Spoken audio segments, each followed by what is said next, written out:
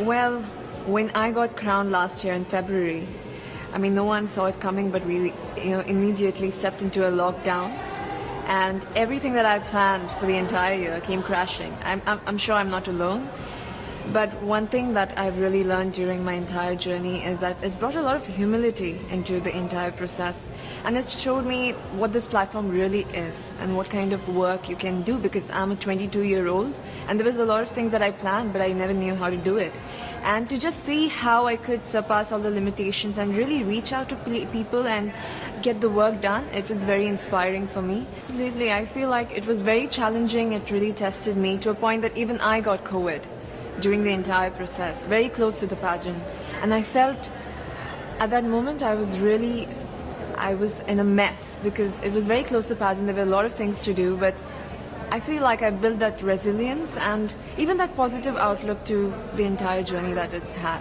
It's just made me a much more stronger person and with a bigger picture in my mind.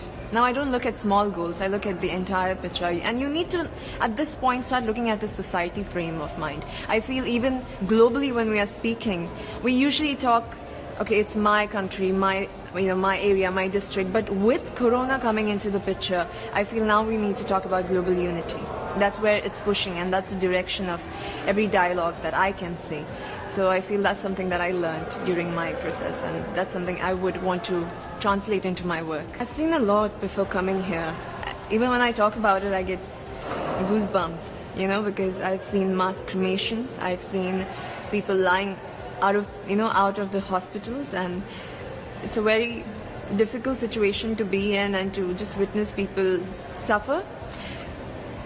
But the source of strength that I have it comes to me from the people, because I've also witnessed the young people getting together and using social media like Instagram, Facebook to really reach out to each other and to help help each other with oxygen cylinders.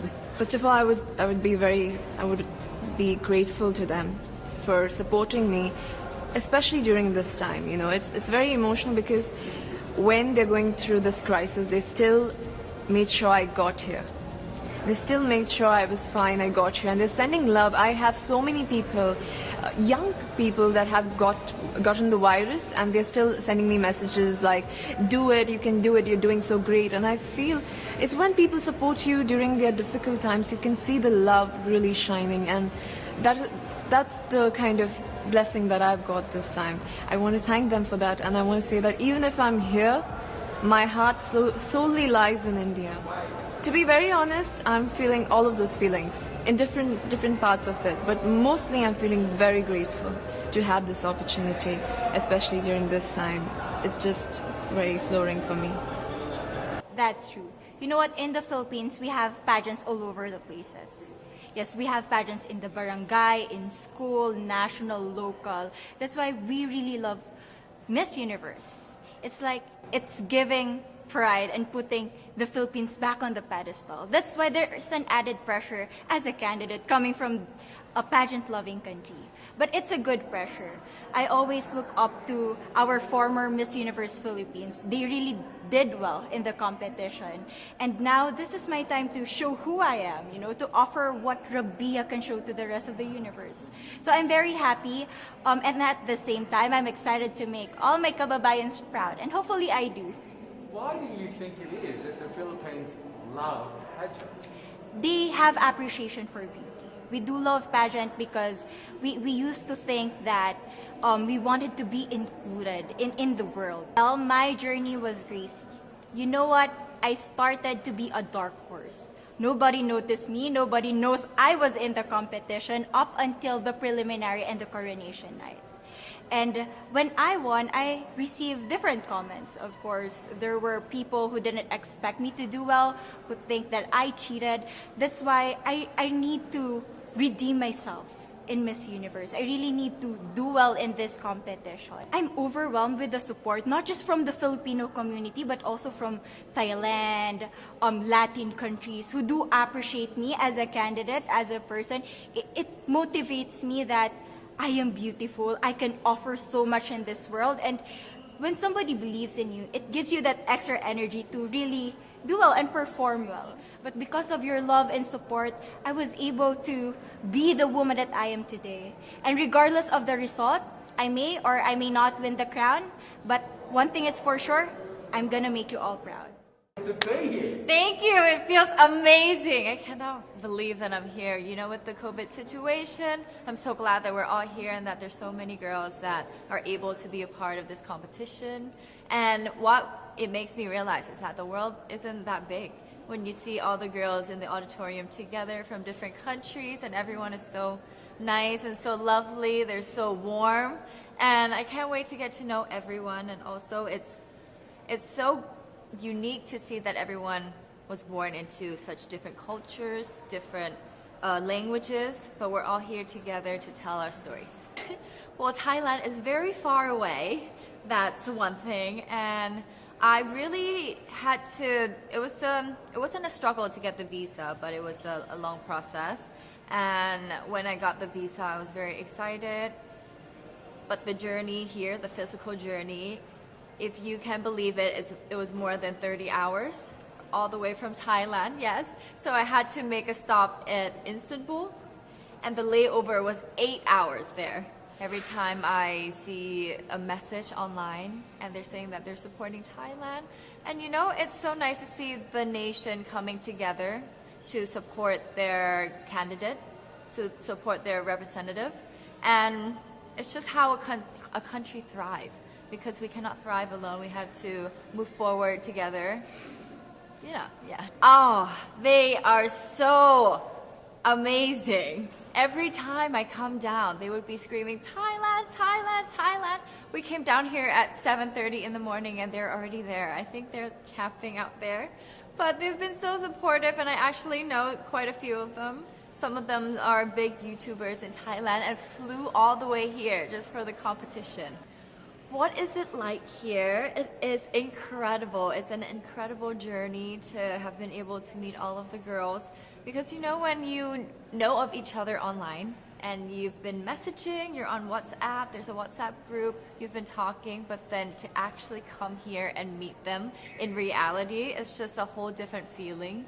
And it's just so nice to get to know them better and to know their stories because each of them are so inspiring and they're so empowering and they have different stories that make them the woman that they are today. And I think it's just unique to get. One day I want to be the first Miss Universe from Indonesia. It was like 5 years old, but then I say to myself, it means that nobody is gonna be the winner of Miss Universe from Indonesia if I pray like that, right? Because I was saying like the first. But then it turns out until right now, nobody's become the Miss Universe from Indonesia. So I hope what I pray it becomes true. To be honest, since I was a kid, it was thinking about only princess things, right? I'm not lying, I'm not naive. But since I grow up, it becomes more than just a crown. It becomes more than just someone who's famous. But you have a voice. You have a voice that it's really meaningful to everyone to inspire others, that you have a value that you can work on to inspire them to work together with you. Especially I have my cause that is Senyum Desa or Smiling Village, which is we are focusing to help those people in remote areas because they are living in different quality with us, right? Especially Indonesia is a developing country. So it was started in 2017 when I was just a student.